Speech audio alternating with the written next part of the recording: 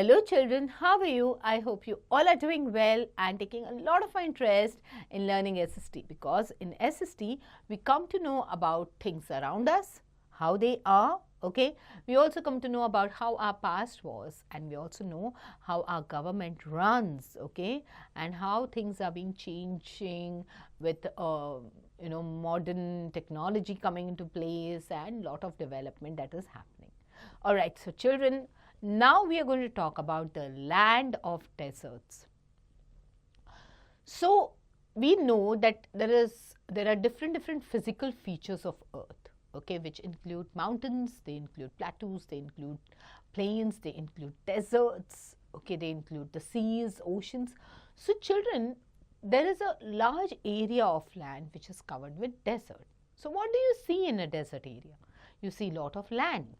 Okay, you see that the climate is very dry there. Okay, you see that there are very less, the conditions of those places are so less friendly for agricultural purposes. Okay, there's lack of water in those areas. So let's talk about these desert areas, okay, which are also a natural barrier for any country. Okay, so we are going to talk about the location of deserts, and we are going to talk about how is a desert formed. Warm up, you have to write about the land and the trees found in the desert. All right. So children, as we read in the previous class or previous chapter, that some regions are hot and others are cold. Like you have the frigid zone, it is very cold. Okay, you have the torrid zone, which is near to the equator, and it is very hot. Okay, so some areas, they are also very dry. However, some other areas, they are very cold.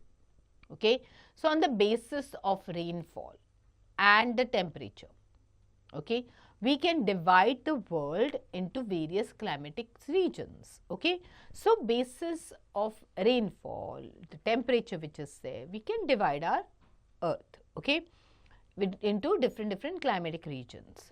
Now each region, it has distinct climate. Every region has a different climate or a particular climate, okay, peculiar climate.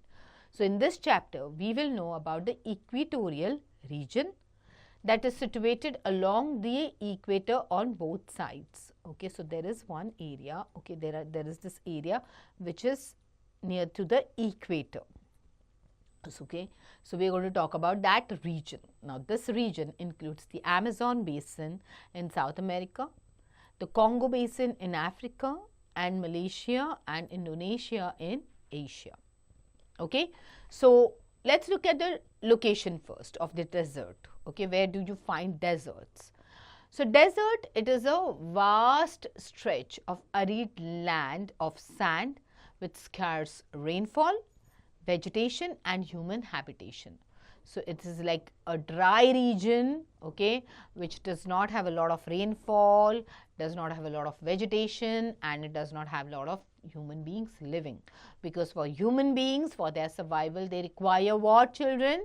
Yes, you need air. Apart from air, yes, you need water and you need food.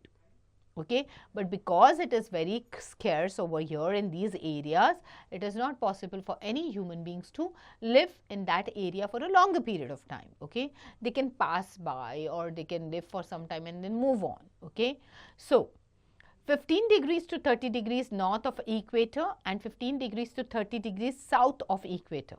Okay, that is where you find the deserts. Okay, now the deserts of the world, they are located very close to the Tropic of Cancer and to the Tropic of Capricorn. So we can say that these desert area, it is in the which zone, children? Basis of what we've learned, they're in the torrid zone. Clear? So now, how is a desert formed? How is it formed? Okay, so rain shadow effect. There is something called a rain shadow effect. Now desert is a large, dry, barren area. Okay, barren area means an area where you cannot have lot of trees growing, okay, lot of farming activities happening and all. Those areas are called barren areas. Nothing can be cultivated on that area. Okay, and the main reason behind that is because it receives no or less rainfall. Okay, so it has these areas of they receive very little rainfall. Okay. Now, some deserts located near the mountains are caused by the rain shadow effect. Okay. So, now there are certain deserts which are located near to the mountains. Okay. And they are caused because of the rain shadow effect. Now, what is rain shadow effect? As the air moves up over a mountain, it gets cold and precipitation takes place. And that is the reason why what happens is you get rainfall. Now, when the air moves down the other side of the mountain, okay, it gets warm. Okay, so you on one side of the mountain, you have the air going up, okay, and it gets colder there, precipitation happens, rainfall happens. However, the other side of the mountain, what happens is because of this precipitation, okay, it starts getting warmer. Okay. Now, warm air, it can hold the moisture, so it does not rain and a desert is formed. Clear? So, where the air is getting colder air, it cannot hold on to it. Okay. And that is the reason why that it falls down, okay, in the form of rain. However, the warm air, it can hold down the moisture. Okay, and that is the reason why deserts form in these areas. Clear? Now, what is a equatorial wind belts? Okay, so most of the world deserts, they are made by the equatorial wind belts. At the equator, warm air is always rising. Okay, this creates winds that blow away from the equator towards north and south. So, although it's a desert area and all, you will always see that there is wind blowing there. Okay, so winds are blowing in these regions of equatorial belts. Okay, so at the equator, okay, warm air is rising, and this creates winds that blow away from the equator towards north and south. By the time the wind reaches the Tropic of Cancer and the Tropic of Capricorn, it is too dry for the clouds to form. Okay. So, without clouds, obviously cannot have any rainfall. Okay. And this leads to the formation of a desert.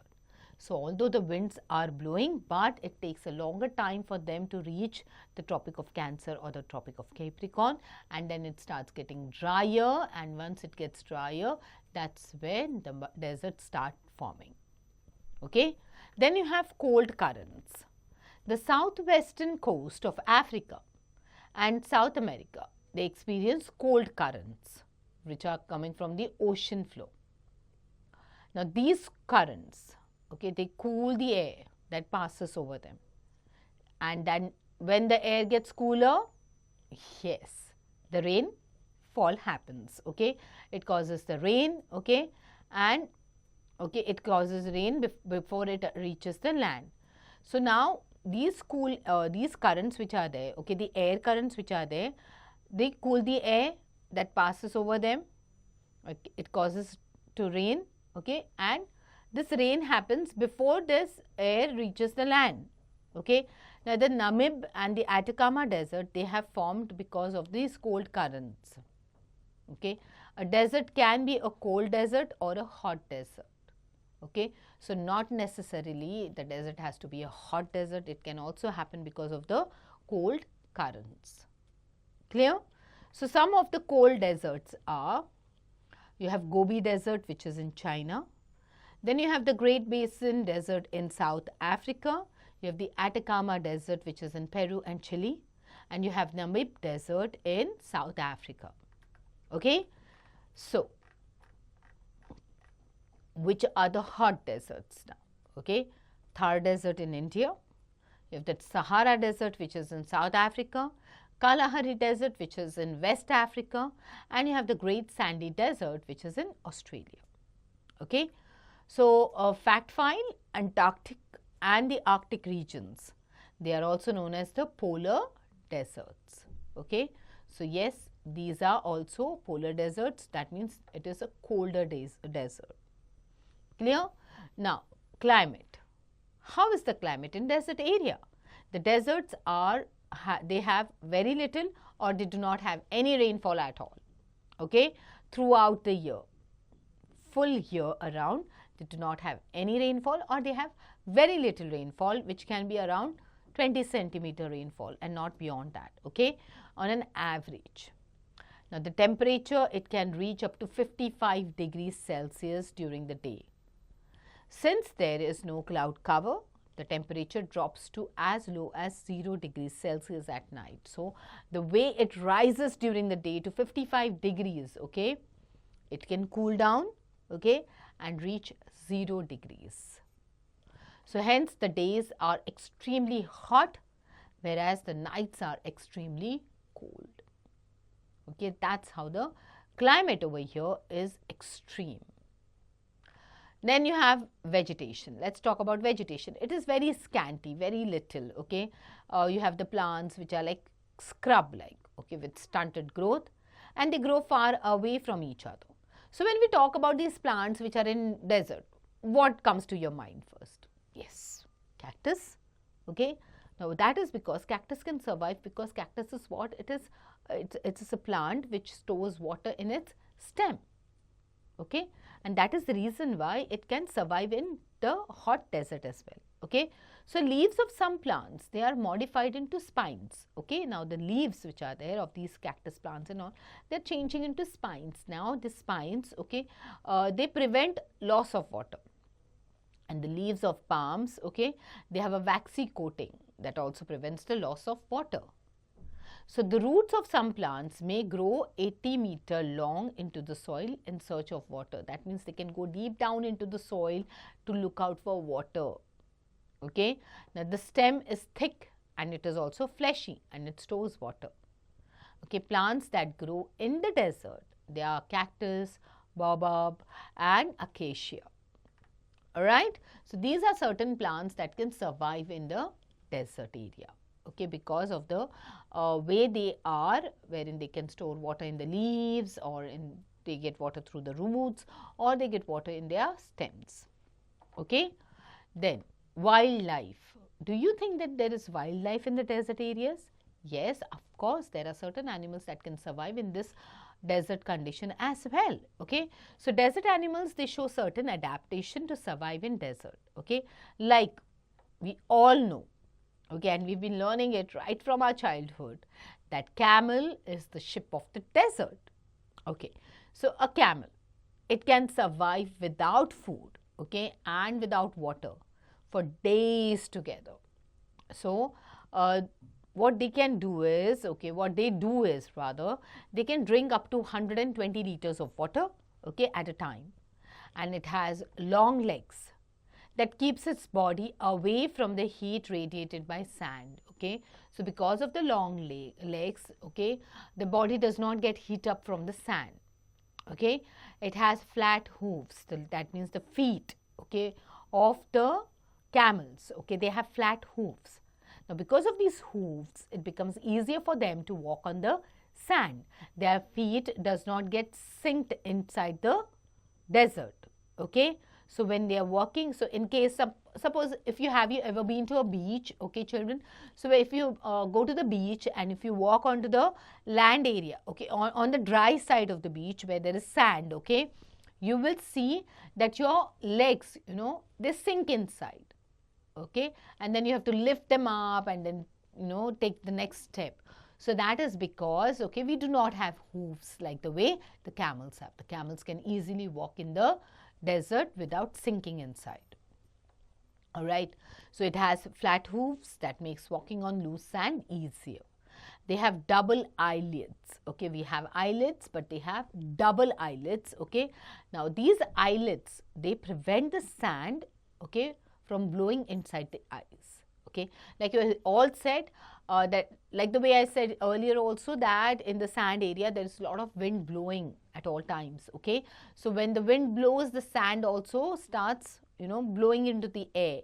So, when it blows into the air, okay, if we are walking onto that sand area, we immediately close our eyes thinking that the sand will go inside the eyes, okay, because we have a single eyelid, okay. However, the camels have double eyelids which protects the eyes from sand, okay, entering into them. Now, some animals, they sleep during the hot summer months, okay, to keep the hot weather, okay, to skip the hot weather. So, in order to skip the hot weather, they go into a summer sleep. Now, this sleep is known as aestivation, okay. However, some of the animals, okay, like that live in the desert are camel, armadillo, okay, kangaroo feet, kangaroo rat, fennec fox and scorpions. So, these are certain animals that can survive in the desert region. All right. Time to do, you have to answer in short. Okay. Then, let's talk about the human life. We've already spoken about the animal life. Now, we're going to talk about the human life. We also spoke about the plant life. Okay. So, as we know, for us human beings, we require water, we require food, without which we won't be able to survive for a longer period of time. Okay. So, although there is air, but still we require water and food. Okay.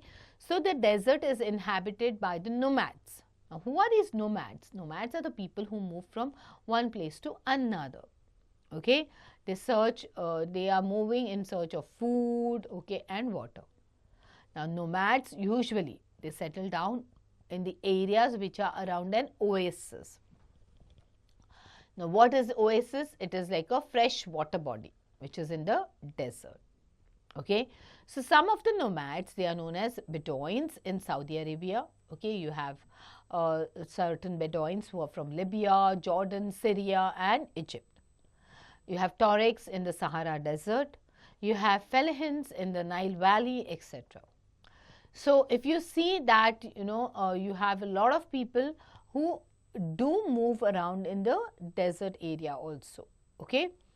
Now, these people, they practice farming and they also do cattle rearing because they are settled down near the oasis, okay, where they can get water, okay, and then they can do certain farming activities, and also they also indulge themselves into cattle rearing to get the other sources of food. Now, they grow rice, they grow wheat and cotton. The extraction of oil from the desert countries has changed the lifestyle of the people living in these places. Okay. So, because of the extraction of oil, they are getting jobs, okay, and that's how they are earning money and their lifestyles have changed. Okay. Reshuffle, arrange the given letters in a proper order to get a correct word. Okay. Like desert, barren. All right. Now, what are the new words? What is a barren? Okay. Barren means it is not suitable for the growth of plants or trees because of no or less rainfall. Okay. Aestivation is sleeping during a season. Okay. So, summer sleep is known as the aestivation and winter sleep is known as the hibernation. Clear? So, children, let's recall what we've learnt about the deserts in this chapter. Desert is a vast stretch of arid land with scanty vegetation and human habitation. Some of the plants that grow in the desert, they are cactus, baobab and acacia. Some of the animals that live in the desert, they are camel, armadillo, kangaroo rat, fennec fox and scorpions. Some of the nomads, okay, they are Bedouins in Saudi Arabia, Libya, Jordan, Syria and Egypt, Tuaregs in the Sahara Desert, Fellahians in the Nile Valley, etc. Alright, so children, this was a quick recap about what we learned about desert in this chapter. So, what you need to do is you need to reread this chapter and then get on to the back exercises so that you can follow the chapter very well. Alright children, get going.